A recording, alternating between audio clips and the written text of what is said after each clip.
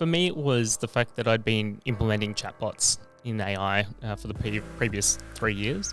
To have that discipline to keep doing it and actually drive yourself to getting to that goal, it's a great journey to go on.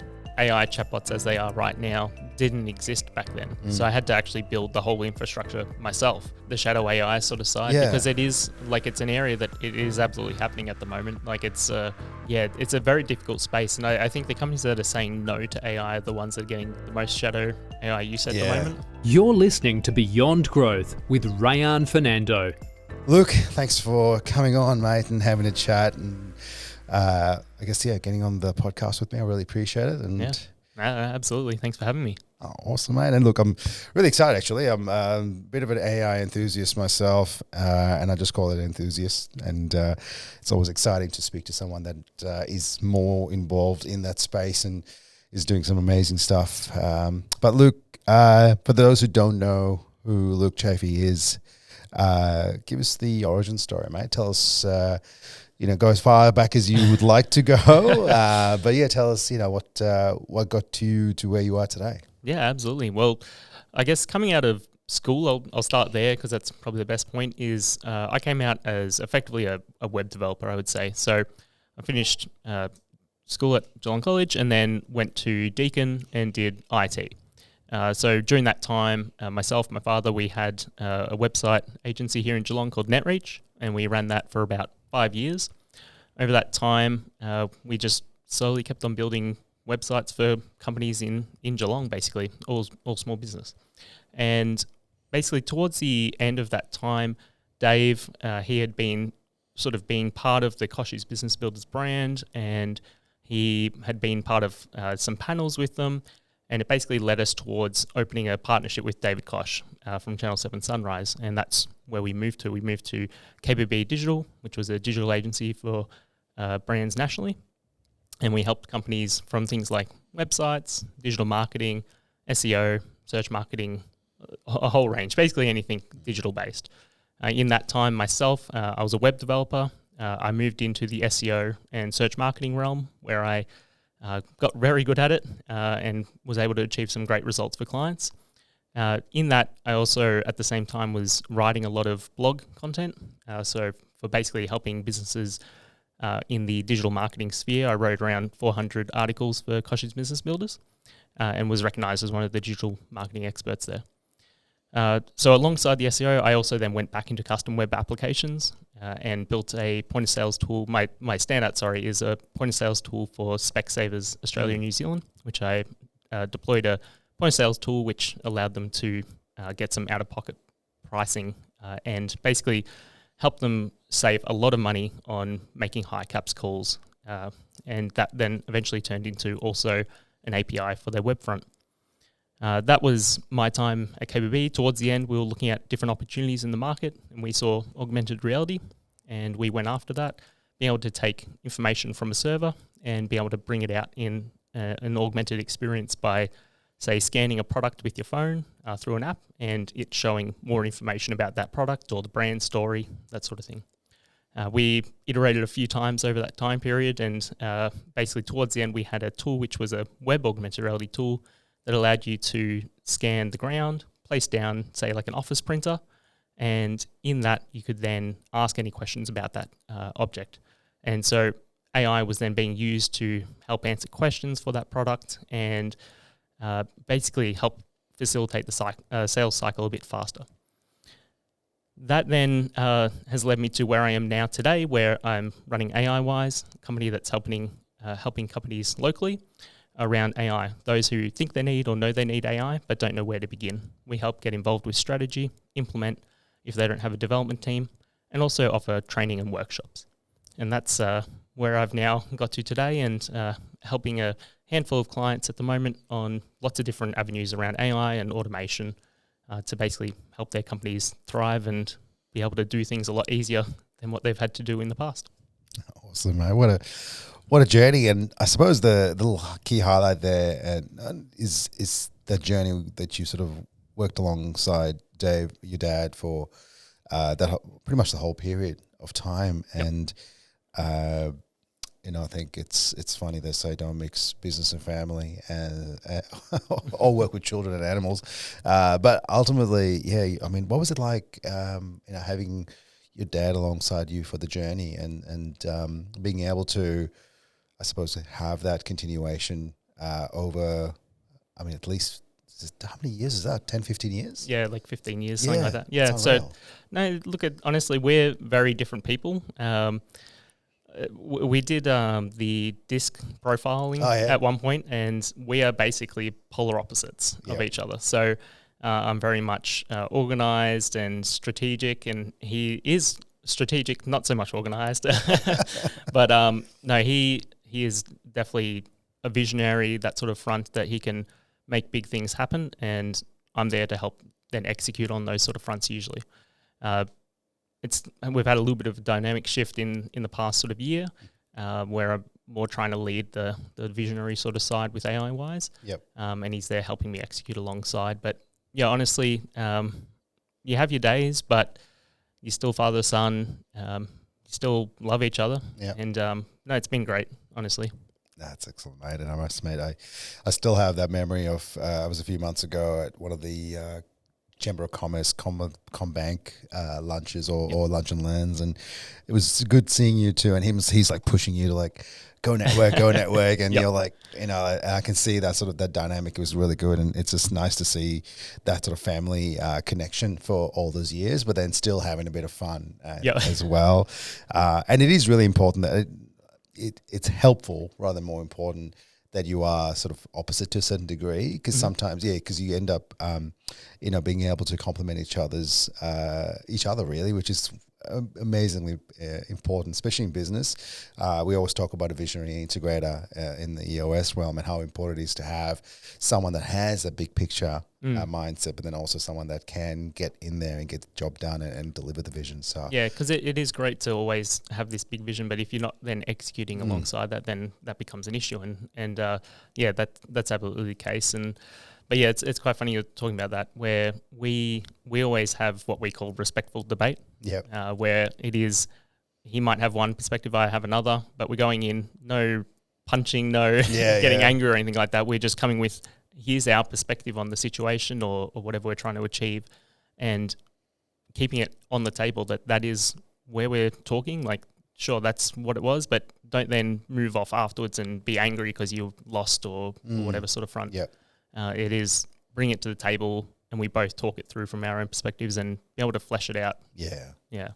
No, that's why there's a term we use quite often, which is disagree and commit. Yep. You have those conversations, make sure everyone's thoughts are on the table, being open and honest, agree on the right path, and it may not necessarily be the path you want to take, but as a team, as a company, you got to commit. Absolutely, yeah. We had similar sort of philosophy when we were doing board meetings at KBB, where there was a range of us, like I think there was about 5 of us that were talking it through, and no matter what outcome we got to, this was the unified process, like that's what we're going to go down, and you can't be going around talking behind the back of because otherwise it just disassembles as an organization. Well, that's it, and then as soon as you create those little fractures between the leadership team members, the team sees it, and once they see it, they don't necessarily want to exploit it, but potentially they could. So it's really important that everyone sort of supports each other once you leave those type of rooms, which is good. I mean, look, that I guess takes me to KBB as well. I mean, that was interesting times. I remember being part of the Geelong business community and seeing you guys doing so much stuff. And what was it like working with David Koshy and sort of building that in our region?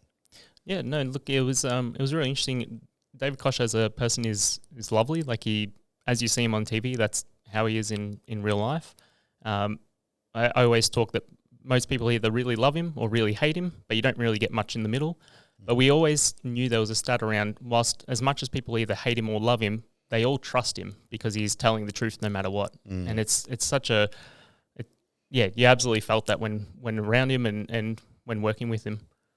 Yeah, awesome, man. And look, I mean, you went from there and then you did some stuff from Specsavers. Now, one thing you sort of brushed over is the fact that, Specsavers, the actual development you did from a POS tool point of view was for over 400 stores, Australia and New Zealand wide, right? So it was a fair project. And was it right that you took that on by yourself mostly? Yeah, so it was actually a tool they already had as a company. So it was use on the iPad, click some buttons, and it gives you how much out of pocket it's going to be.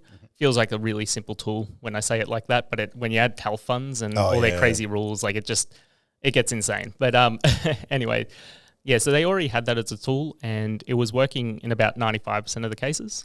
But for the 5% where it wasn't, it started to erode trust with their store staff. And so what was happening was stores were going back to using high caps, which is a little tool to basically put in. It's basically the same thing of put in what pairs I want and the options, and here's how much it's going to be out of pocket. Yeah, and that's great, but it costs them money every time they run it. And so when stores stopped using their tool and going back to high caps, it was costing them a lot more money. Yeah, right. And so we came through and built it out, and it was many rounds of testing. I had a great relationship with the person that I was working with on their end to basically keep pushing back on, hey, here's what I got from the test data. I need you to verify and that sort of front, and had many sessions internally getting them down to just whiteboard it out, talk it through, because there was so many, just little rules. But on the actual front of building it, it was me. I built it. I always talk as we as a company, but yes, that was literally just me who developed it entirely. Dave was there as a bit of a helping me understand from an optics perspective, because he, by trade, coming out of uni, was an optometrist. Yeah. So it was very much a collaboration between Dave helping me understand optometry, the guys on the Specsavers side being able to help test and provide all this information to me to then be able to implement a system that works through all their different crazy rules. Yeah. And was the rules the biggest challenge when it comes to rolling that out? Yeah, honestly, the rules and making sure that they don't double up, or when they need to double up, that they do double up. So it was almost mapping out a whole flow of, it goes through this section, and once it's passed through that process, it then can no longer backtrack and basically affect the results from the previous section. Yeah, right. And it was a lot of sort of like gates and working through a gate sort of process so that we could explain it easier to them, because that was also the problem, that they didn't really understand how it would work from a coding perspective either. And so it was taking all those requirements and trying to bring it into some sort of format that made sense to a person more than anything to start with.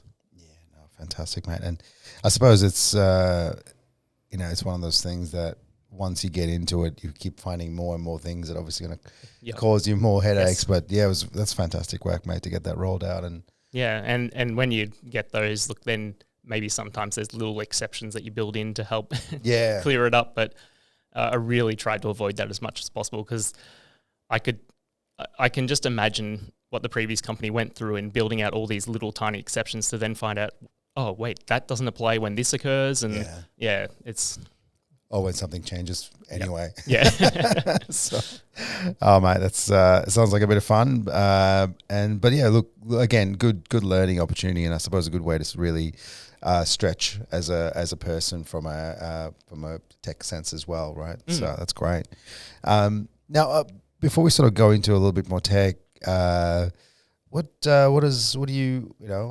you like doing outside of tech and doing obviously in AIWise as well, but what do you do outside of work?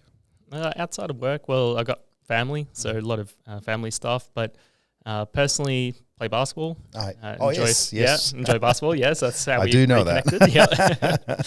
But a lot of basketball and a bit of gaming as well, just casually, nothing crazy. And I don't know, also donate blood every fortnight. Yeah, well, I did see that. I mean, there's the badge on your jacket there. Yep. How many times is that? Yeah, I'm up to 28 in total, and I'm on 16 for the year so far. Wow. Yeah, so you can do it every fortnight. I've been off a couple of times, and a little bit of sickness in there stopped me for a couple of parts. But I'm looking to hit 20 for the year, and I should be well on track to do that. That's been just a personal little goal for myself, and I've enjoyed that. That's awesome, man. And I suppose the impact, we there's always call for more and more blood donations. So the impact you have with that one donation is amazing. I just can't do it. So I may have passed out once or twice. And yeah, right. don't want to do that 20 times a year. Yeah, no. No, that's awesome. Yeah, and I suppose for anyone that's listening and is in the Geelong region, where do you actually go donate blood? Yeah, so if you're in Geelong, it's Lifeblood Geelong. So it's sort of just down near Barwon Hospital, or what is it, University Hospital now? Yeah. Yeah, so just down on Ryrie Street. Yep. Yeah, just do a quick Google. You'll find it. Yeah, awesome. No, excellent. And look, it's and you coach basketball to you as well, or was it coach soccer? No, I do a little bit of. I'm stepping into like a bit more of an assistant coach for my son's team. Yep. And then I would class myself as the team manager for my own team as well. So a bit of juggling lots of people, which is always fun, and trying to get people to make sure they register for the season and that sort of stuff. That's what we're doing at the moment. Is it the WhatsApp chats that go around, or what do you? Yeah, a bit of WhatsApp, a bit of Facebook Messenger, that sort of stuff. Yeah, it's amazing. I've talked to a few people about this, but yeah, it's just how much voluntary effort goes into team sports at the junior level, even at the senior level, is just extraordinary, isn't it? Oh yeah, absolutely. Yeah, I think there's a lot of mums and dads that just get involved, some that have experience and others that are just giving the best that they can do. And yeah, it's always interesting to see different people jumping in and seeing what they can do to help out. No, that's it. And I just wrapped up 20 weeks off under 11 soccer coaching. When you say it like that, it's ridiculous. But 18 games, actually no more than 20 weeks. But yeah, it's a commitment, and I'm sort of looking forward to having the summer off. I was gonna say, you're going back in for next season? Well, yeah, I've sort of been volunteered back in, so we'll see how we go. But next season's under 13s, so under 11s was a little bit, because I played soccer a bit when I was younger, but didn't really have, I didn't play enough to sort of teach skills. Whereas I feel like under 13s, I want them to have a bit of some sort of technical coach. Yeah. We'll see how we go. I know what you mean. I played soccer, so my son plays soccer as well, and but I played soccer for one season at school, and I think for the entire season we kicked one goal, I think it was. Yeah, right. Yeah, we got destroyed. We were one of the worst teams. Wasn't great. No, look, I mean, in saying that, the boys that played the under-11s this year, they lost one game out of 18. Oh, which, wow. That's great. And they never played before. Must so be because of their coach. I take full responsibility. No, they're just a wild bunch of kids, and once they get on the field, they're so competitive. It's amazing the difference between a team that's like competitive and then the team that's not quite competitive. It makes a massive difference when you have, majority of the kids wanting to win. Yeah, that's great. Yeah, so that was good. But yeah, I suppose leading into, AIWise and the journey into that AI space, what made you go down that path? I mean, I know naturally technical, and I feel like it was quite an augmented reality, obviously the web dev, there's a clear path there, but what drew you to that space? Yeah, it's for me it was the fact that I'd been implementing chatbots in AI for the previous 3 years. So our journey on that startup sort of side after KBB was a lot of augmented reality, but we also dabbled slightly in AI early on. So pre-ChatGPT, we built out a little proof of concept which you could take your phone, scan the ground, and put a little robot down, and then ask that robot questions. And it basically had a little tiny version of a memory compared to what ChatGPT has now. Yeah. But it was a real basic proof of concept of you can ask it a question, get some sort of answer, or tell it to do something, and the robot would run around or something like that. And was a great little proof of concept, but never went anywhere for us. But it was a little bit of an introduction to AI for me, because at that point, I hadn't really looked at machine learning, hadn't really looked at anything on an AI sort of front, and yeah, it was a great introduction. But for me, it was the fact that we'd been implementing these chatbots for the last 3 years, and it was such an interesting sphere because you could ask questions about this specific product and get really targeted information back out. And I just saw it as a really great application. We couldn't quite get it to market as we wanted it to, but I definitely saw the opportunity then from a local business sort of perspective of, well, you can then take this chatbot idea and sort of use it internally for like knowledge base if people needed to ask questions about their own company or for asking questions about products from a customer's perspective, and just saw this as an opportunity that then I went out and sort of looked for, well, what else is out there from an AI perspective, and is there a sort of appetite for it? And that's where I guess I see quite a appetite for utilizing AI for efficiency, and that's where I want to try and help come in for a company and actually help out. All right. And I suppose that, that appetite is growing. Yep. Every one of my clients in the EOS sense is talking something AI at the moment, wanting to develop, wanting to utilize, or something along those lines. So, how are you finding that appetite from the clients you're working with at the moment, and what are they trying to achieve with AI in its I guess true sense of AI, or is it automation? What are they trying to achieve from AI at the moment? Yeah, so I think ultimately people are trying to utilize AI to save dollars for the most part, or to save time. And those are like the two biggest angles that people are usually looking for AI to do something for them. Yep. What that actually specifically is really comes down to their situation. You got things like chatbots, which can help facilitate conversations, and then you don't need to be so much readily available for like contact us forms and that sort of stuff. You've got other levels of AI like voice AI, which is around taking phone calls and being able to facilitate that. I'm not a big advocate on voice AI. I'm happy to talk about it, but it's such an interesting sphere and such a awkward, tricky sort of one that has some real complexities on, especially like outbound AI calling. I don't love the idea of it. No, and when you're saying you're not an advocate for it, why not?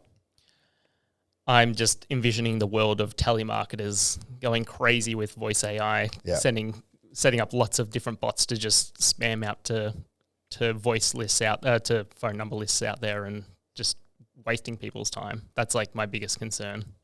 Yeah, which and I guess it's already happening to a certain degree. Absolutely. And I've definitely spoken to a few people that are developing in that space, and it just seems like they I think I was speaking to someone in Melbourne a while back, and he sort of mentioned that he turns on his voice agent who makes calls for 5 hours, but gets him enough leads for 3 to 4 weeks. Yeah, right. So he has to like turn it on, turn it off, turn it on, turn it off. So it can be powerful, but like you said, though, it could be also dangerous in the sense of people being able to just spam as many people as they can. Yep. Yeah, and I think there's also that whole people don't really want to talk to an AI. Like if they're happy to talk to a person and they're happy to get information that maybe they don't really want, and even then people are very not that tolerant of that. Yeah. But to then do it at an AI level, so I've had a few contact me, and there's such a lag between like I answer, I wait to hear back from whoever's calling me, and I get no response. I say, hey, it's Luke, what can I do for you? And again, there's a bit of a lag, but I can hear them almost start to talk, and I'm like, I already know what this is. But that's probably also me because I've done a bit of developing in that. Yeah, so I think that for voice AI to work from an outbound perspective, it has to improve from a latency perspective and not have such a large delay between a person talking and to answering, because it kills it at the moment. I think, and also, I don't know because if you pick up that it is AI, I feel like and if it's not working well and you don't do well, it has a potential for, I guess, damaging the brand too. If you're hearing calls come through especially if it's a large organization that's using AI. I mean, there's multiple elements to it, not just necessarily the fact that, you're using AI, it's automated, and, there's no emotion, there's no human behind there. Yep. But also the fact that, you're taking away potential jobs from people that can. Yeah, and it's a lot of not feeling genuine. Well, that's it, right? Yeah, and absolutely. I think that's the scary piece, and I think inbound's a little bit different because you can take the workload off. Yep. I've definitely dealt with some decent inbound voice agents that do a really, really good job. Yep. To the point that they even pause and you can hear them typing in the background and stuff. It's just bizarre, right? And how well they do that. But I suppose, that is that. it's a scary place we're heading to. Is that I mean, ultimately, right now, that's the only way we interact with AI without wanting to, in the sense, you know what I mean? Like to a certain degree, like those kind of people getting calls in or the chatbots and things like that. But yeah, I suppose it's probably not too far away before we start potentially having robots down the road that are going to start talking to us, which is even more scary, right? So what are your thoughts on, I guess, where we're heading outside of like the practicalities for business right now to save money and time, which I guess is all saving money. Where do you see it heading in the next 5 years? Because I feel like any longer and we don't know what's around the corner. I mean, even 5 years is probably a bit of a stretch. Oh, absolutely, yeah. It's I mean, Australia's probably not. Yeah, lags behind a little bit. Yeah, so we from around the corner point of view, we see what's around the corner from all the other countries and what they're doing, because we're going to probably get it 2-3 years later. Yep. Maybe less. But what do you see? Yeah, I think there's definitely a big pathway. If we talk not AI for a second, is automation and being able to get more things automated within a company. Now, whether that's utilizing like a Microsoft Copilot to connect to your whole drive so that it can look up information and that sort of stuff, that's absolutely a huge win. But even just automation on helping you save a process that you currently do is like one of the key things that I think that will sort of kick up a lot in the next few years. In that people will just find ways to do their job faster. So like there's one that we work with, which is a property tax advisor, that he has to take the financial statements from a home loan and basically figure out how much interest is tax deductible at the end of a financial year. And so we've built out an entire flow to basically take in those transactions and just give him back the number at the end, rather than him having to go through and manually figure out each transaction, what it's worth, how much it's worth. And it's saved them a lot of time. Yeah, that's awesome. And it's just like that sort of efficiency gain. I definitely see a lot more companies figuring out ways to do that. And that's, I think, one of the biggest parts. Moving on from automation though, like from an actual AI sphere, I think there'll be a lot more AI chatbots on websites to start with. Like that is not just those that answer basic questions back, but actually helping facilitate actions on the site then. Yeah, right. So it might be helping book an appointment, for example. That sort of level I could definitely see coming. It's things that I've built already, but companies just aren't quite there to actually implement yet. Yeah, no, it's unreal. And I suppose it's the, myself, even with just this podcast, I've sort of explained before where I'll take the script from this podcast, pop it into a AI bot of some sort, or AI, some sort of large language model out there, and sort of work out, okay, what are the best quotes and give you the timestamps for them, and little things like that, which kind of makes my life a lot easier, because otherwise, try and listening to an hour and a half of the podcast to find the good bits. So I think that efficiency is what we're helpful for. And I mean, there's a lot of talk out there in regards to where we're heading in sort of the AGI sense and things like that. So we there's lots of things that are happening and what it could be. But hopefully we don't get there super, super fast, I guess. Yeah, the whole agents, AI agents sort of sphere is a very interesting sort of space. And that to me is like, I think the initial step of an agent is using something like a chatbot that can handle some sort of actions off that. And that's like, to me, the easiest way to explain what agents are and what they can do. Because then you can do a bit more complex sort of ones in time where they basically take in some sort of input from somewhere and figure out, well, what the hell do I need to do next, basically. Yeah. And that sort of level is interesting, but also a bit scary. Yeah. Yeah. And I think it's just that I don't know how quickly things develop in this space. It's kind of been the interesting thing to see in the last 2 years as well. Like we've just leaps and bounds. I've never seen something like I've never been out of date on something so quickly. You know what I mean? You're like, I'm using this thing, and you start reading or you're listening to something, you're like, oh, okay, we can do this now. Wow. Yeah. Well, that was even taking what we did in the startup with the chatbot sort of side of things, like the version of AI chatbots as they are right now didn't exist back then. So I had to actually build the whole infrastructure myself and figure out, well, how the hell am I going to actually facilitate this? And that whole process, like it was a lot of exploring and understanding. It was when the term RAG was coming out, and that helped me sort of dictate how we built What it. does RAG mean? RAG is retrieval augmented. No, retrieve. I can't actually remember now. It's been too long since I've looked at RAG. That's all right. But it's the idea of being able to ask a question and retrieve some specific information back from a data set. Mm-hmm. And so I had to build out the whole process to retrieve that information and pull it in to give context to the chatbot based on the person's question for that specific product. And what we didn't then have was, it provided an answer back based on that information. Is that answer actually correct? And without actually giving someone who knows the product that information, you can't really know. And so we had to end up building a whole process out to facilitate the verification of data in the chatbots. And so what we did was we built a whole process where we took 500 questions, got it to give us all the answers for those, and then with those answers and questions and the data set, put those into another AI that basically said, well, with all this information, can you clarify that, hey, is this based on the information you've been given? Does it actually answer the question? Is it a helpful answer? And basically gave it a whole bunch of factors that it needed to clarify on, which allowed us to then understand, we're missing this part of the data set and we need to get some more information, or hey, we don't have this information and we don't want to talk about it, so let's build in a little exception to basically say if it's a sales-related question, then let's not answer it. Yeah, okay. And it was a whole ratification process to basically give the companies comfort that it's going to be able to handle any question, and it was a lot of work to get that into a good place, because then you get to the little fringy parts of like, tell me a joke. Now, should it tell a joke or not tell a joke? Yeah. And that's like, well, you have to make that decision at some point. And so we got some very interesting ones. It would sometimes tell a joke, but a joke in relation to the product it's talking about, and it was quite weird at times. And I suppose that was then, and comparatively now, what needs to happen to create a chatbot?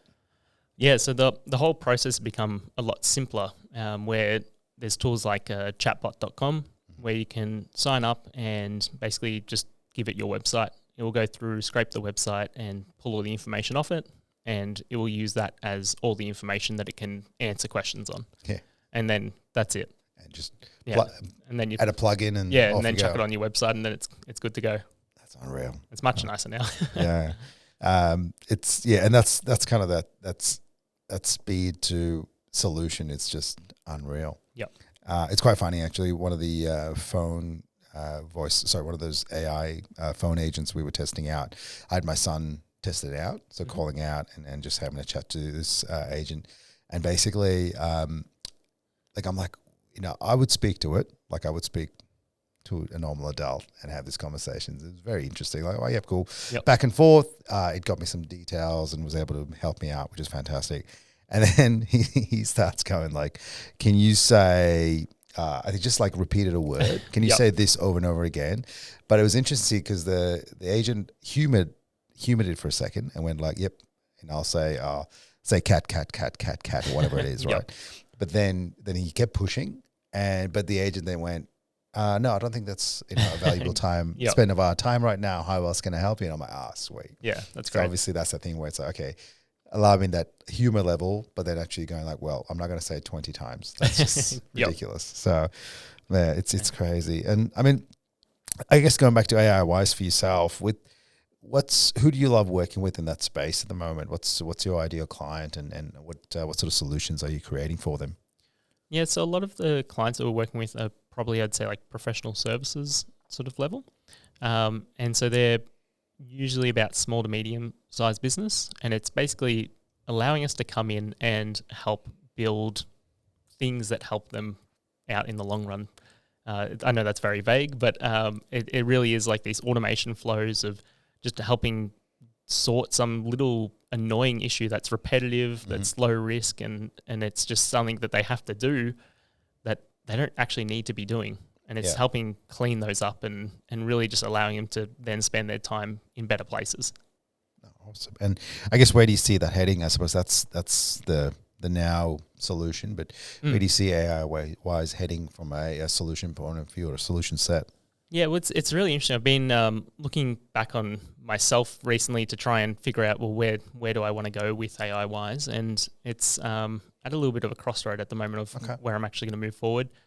One angle that I'm looking at sort of moving with now is the idea of basically trying to help companies that don't have a tech directioner, someone who is handling the tech directly. So they might have a lot of people that are signing up for different services, and they might have a whole range of subscriptions, but don't know how they're sort of working with each other, or is there alternatives that could all work as just one solution rather than having all these individual services, and basically helping clean those up and be able to provide direction on, well, here's what you need, here's the services you should be using.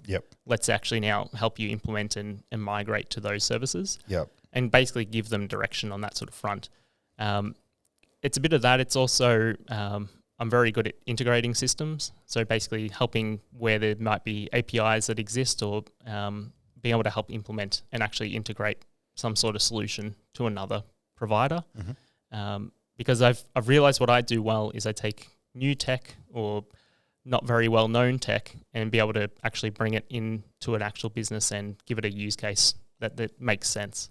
Awesome. And I'm very good at integrating different pieces of data when integrations don't exist. Yeah, that's awesome. And I guess that's two very different directions, but also almost complementary directions in what you could do there as well. In that sort of tech direction or governance, or say chief AI officer or whatever, that sort of fractional role you could do for an organization. How important is organizations keeping in mind that their information and where it's stored? It's a really interesting area, the whole AI and putting data inside it. Like it's one angle where, well, some people don't really mind. They don't overly care because their data's not that sensitive. And then others are like, no, it has to be zip tied shut. Like we don't want it anywhere. And it is a bit of a mix at the moment of what I'm sort of seeing with people that I'm talking to. Like some are looking at either a sovereign AI, like a one that's based in Australia, so the data stays in Australia. But the issue with that is then it's still going to the cloud. It's still going to someone else. It's leaving the office. So exactly. And so other people are then looking at, well, let's get our own local LLM in place and have our own version of effectively ChatGPT just in our office and actually just use it there. That way the data's not leaving the office. It's staying there and can be used and fix that sort of side. But the main challenge with that sort of front is they're quite slow usually. So then you lose that efficiency of, well, if you're trying to use it just from like a chatting sort of perspective, it's not great. It's better for like a processing data or processing reports, and then the next day you come in and get that information. Unless you have a lot of money and then you buy good service. Well, I mean, that's you're seeing this more and more now in not more and more, but like every desktop now has an NPU, like a neural processing unit. So we're hitting that scenario where, you are getting that processing power on physical hardware that actually allows you to deal with AI, large language models within your computer. So I think it seems like the safest way is to have that local ability to do that, or spin it up in your own private cloud as well. But that all has costs, right? And that's the fundamental thing it's going to prevent us from doing things. But one thing I always think about, because there's that shadow AI usage, or people that use AI anyway. But there's really no simple way to track that, is there? Like, because there's no, like, if you think about like someone dropping somebody's CV into ChatGPT or somebody's contract into ChatGPT, and then that becomes consumed and part of what ChatGPT knows. I mean, I know it says it doesn't do anything with your data, but it's getting a lot of data. They can flick that switch one day. It's going somewhere, right? It's going somewhere, and I'm sure it's not just unused. But I suppose that fear, but it's really interesting, the shadow AI sort of side, because it is like, it's an area that it is absolutely happening at the moment. Like it's company is either outright banning AI usage, but employees are still doing it. And it's a interesting realm, because there's always going to be a way to get around it. Like I was speaking with a security company yesterday at an event, and they were talking about how they can track the inbound traffic through the network. Yeah, okay. And they can basically see, well, someone's using ChatGPT. We can alert that to the leadership team to let them know, hey, this person is using ChatGPT when your that was rule is that was to, actually my question, but Yeah. yeah, this is perfect. it's basically when your rule is not to use ChatGPT. Yeah. They can pick that up and actually basically let them know, or they could outright ban it and just stop the actual interaction to the Traffic, website. Yeah. But you know, what stops someone from getting on a personal mobile Exactly. and doing the same thing then? Yeah. And that's there's always going to be a way around it. And that's why I always liken it back to school days and they block all these different sites. You just find the ways to get around it. Yeah. Because I mean, that's the thing though. Like, at the end of the day, they can't stop people talking to their phone, and you can do so much by just speaking to the likes of ChatGPT or any of the other LLMs out there.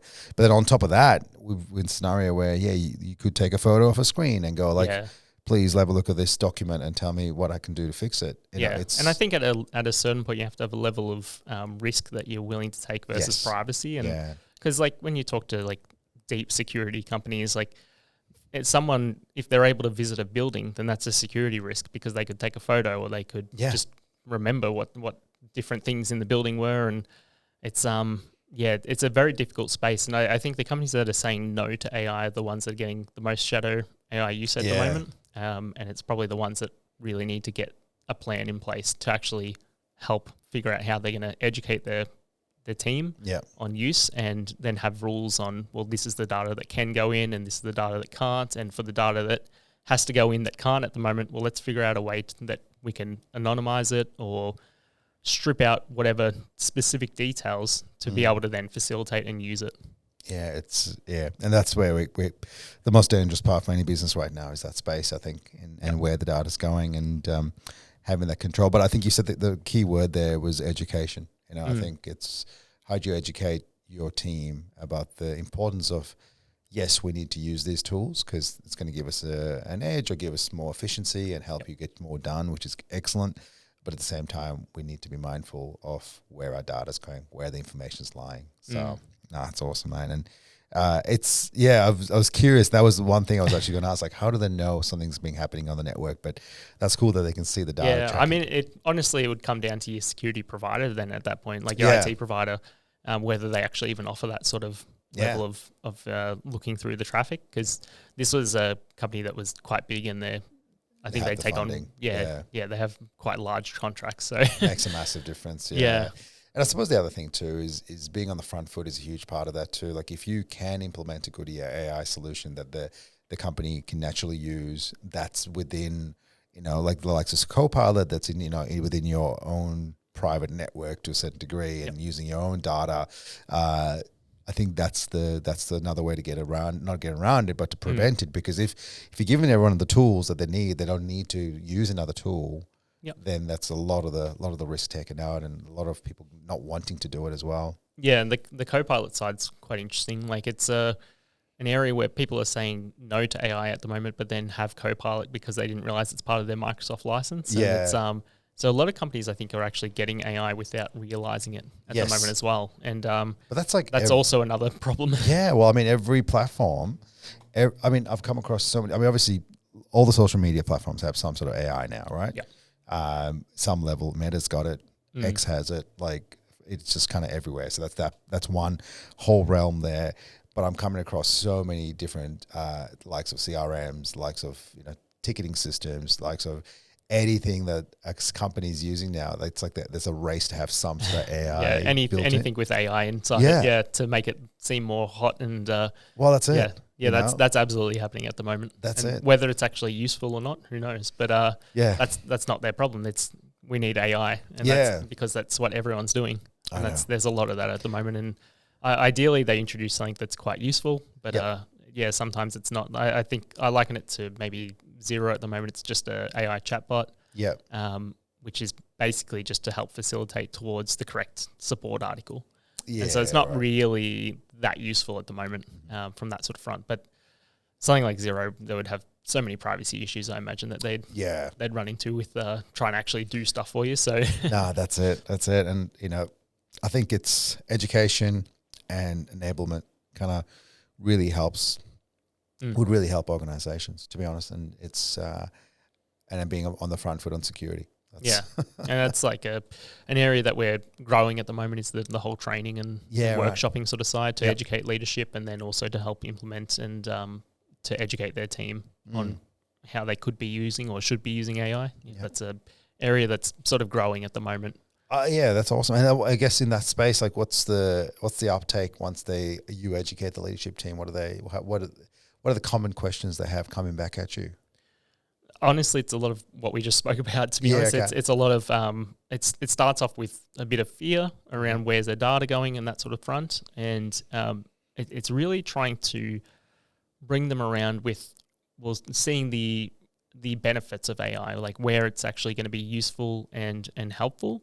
And that really then helps them reduce that fear down and rather, help us find ways that can actually be useful in ways that alleviate those fears. Yeah. So basically trying to actually provide them solutions on, don't use ChatGPT because it's going out and being trained on, but maybe use the API with some sort of restrictions on it, or anonymize the data.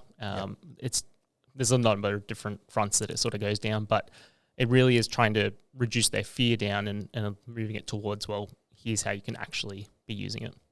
Yeah, it's unreal. I think, the more you do that, the better, mate. I'm interested to see where else you head in that space, especially if you start going into that integration side of things as well. I reckon it'd be interesting.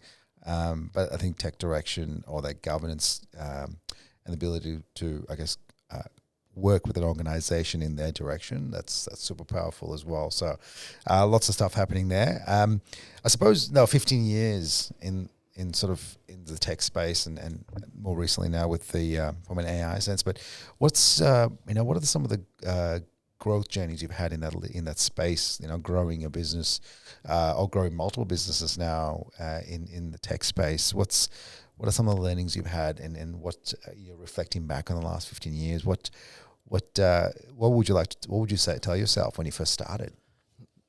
That's a great question. I'm not actually sure, to be honest. For me, like right now, I've moved away from startup, this whole idea of startup and building your own product and coming back to the world of agency, which is where we first started off. And so it's almost coming back to, how did we begin NetReach, and figuring out, again, just almost reminiscing on, what did we actually do to grow at the start? And that's like, to me, that's where I'm currently sitting is I'm trying to grow out to more clients. And I'm now trying to reintroduce basically the same, having processes in place to basically facilitate things and have things ready to go when a client's ready to move. Having all the little bits and pieces sorted so that the agency just flows and the client's journeys just flow. So it's a lot of basically retaking what I've done in the past and re-implementing it almost, but from an AI front. No, that's awesome. And look, I mean, something you mentioned earlier was, trying to be comfortable with sales, because I guess that's it's great to be in that dev side and being able to create something, but then I guess that transition to, okay, now I've got a product or I'm creating a product and I need to go out there and sell it. And I know you do a lot of work in that, especially in LinkedIn outreach and working with people locally. But how's that, I guess, evolution happened for you over the last couple of years or 3 years? Because it's not natural is the wrong word, but it's uncomfortable, right? Yeah, absolutely.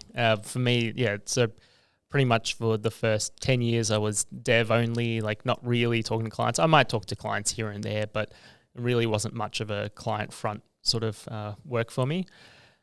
It was when I went into the SEO and SEM realm is when I got a lot more client heavy and became more client facing. And throughout that, I went and did some communication training and basically just brushed up on my soft skills more than anything. And was able to then really sort of help take a conversation and be comfortable with it, and then also be able to help divert off when I don't know an answer and all those sort of things. What I haven't been able to do is now translate that to sales. I'm still a bit awkward with the sales sort of side. Like, it's not an area that I've had to deal with at all. And so now coming through and having to handle that sort of side has been a big difference, a big change. And I'm just slowly still getting used to it and trying to have little tricks up my sleeve to to prove different states. And yeah, it's been interesting. That's awesome. And look, I think it's you know, you sort of mentioned to me, like, you know, it's about getting a little bit better on your timeline, so to speak. Like, you're always improving a little bit as a leader, as a you know, business owner, as a team member as well, right? So it's all about those incremental improvements over the time, like anything, and it does take time and it does take practice. Yeah, absolutely, and being disciplined on what you do as well. Like it's such a, even as a person, just in general, like it's easy to miss things and to just drop things off when they're not convenient for you, but to have that discipline to keep doing it and actually drive yourself to getting to that goal, it's a great journey to go on. That's awesome, man. And look, if somebody is having a listen and sort of looking to start something in that AI space, or even any in the tech space, because I guess, like you said, you've sort of been in it for a while. What sort of tips would you have for them? What are the pitfalls that you would you tell them to, you know, try and avoid? Yeah, I think when you're looking to implement a system, trying to understand it first would be a great starting point. So jumping in and just utilizing a solution is great, and it can be good to jump in maybe for half an hour, just test it out, see what it's like. But once you've done that initial round of testing, you're like, oh yeah, this seems pretty good. Actually go through and like either watch videos of other people using it or read the documentation. Don't rely on AI for new tech when it comes to their documentation, because I find that it can typically make stuff up and just sends you into pathways that don't actually exist and could cause issues. So AI hallucinations. Yeah, it's really interesting because they think that something exists or it makes sense that would exist, but a lot of the time it's just made that up because that's what it expects to be the case. And I'm just finding AI to summarize documentation of new tech that's coming out right now is not overly great. Yeah. Okay. Yeah. No, it's and I think that's great, important, because I guess proving it to yourself before you try and take it to market. And just give me 30 seconds. If you're based in Geelong and you're looking to connect, grow, and be a part of a supportive business community, you need to check out the Geelong Chamber of Commerce. When I started my first business, the Chamber had a great impact on my growth. And now with my new business, it continues to play a big part in helping me grow. I believe in it so much that I'm now on the board. So if you're running a business in Geelong, I can't recommend joining enough. Find out more by heading to geelongchamber.com.au. Now back to the show. So look, with somebody that's listening and kind of, you know, interested in kicking off their AI journey for business, how would you recommend, or where would you recommend they start, and how could they get in touch with you as well if they want to find out more about what you do? Yeah, absolutely. So I guess the first stage when it comes to AI in your business is figuring out, well, where you're actually going to utilize it. And so there's things, you could use things like AI to actually generate, well, hey, this is my company, what could I do for it from an AI perspective? I'm sure there's also a lot of articles out there around like different industries. Here's where AI can fit in. From our side, we have a little report that we have on our website that you can run, which is basically just pop in your URL. We'll go through and obtain information from your website and a number of different sources online to basically create a targeted opportunity report, which says, hey, you could be doing X, Y, Z for your company. But yeah, if you're interested in looking at that, head to AIWise.com.au and there's a get free report button in the top right. I'll have to check that out. Yeah. Look, it's been awesome having a chat, mate. And like I said at the start, I'm really fascinated with AI and I'm sort of seeing where it's heading. So it's nice to have someone in that space in Geelong going deep and trying to get businesses more and more efficient as well, which is really, really important heading into the space we're heading into. And I feel like it's kind of a scenario where you sort of don't want to be left behind in the AI race. It sucks that it's a race, but it does feel like a race, doesn't it? Yeah, absolutely. I think the companies that are saying no to AI at the moment will start to fall behind in the long run. So I think, and I think the more we can educate, the more we can enable, the better the better it is for businesses out there. Luke, thanks so much for coming on and having a chat, mate, and really looking forward to seeing where AIWise heads in the next couple of years. Also keen to chat to you probably in a couple of years, or maybe shorter, to see where AI is and see.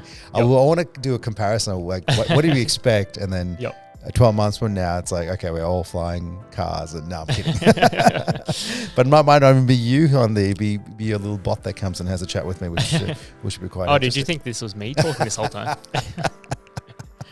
So yeah, this is Luke's chatbot in person. Thank you for coming on, mate. It's been amazing to have a chat, and all the best with the journey ahead. Thanks, Reyan. Thank you.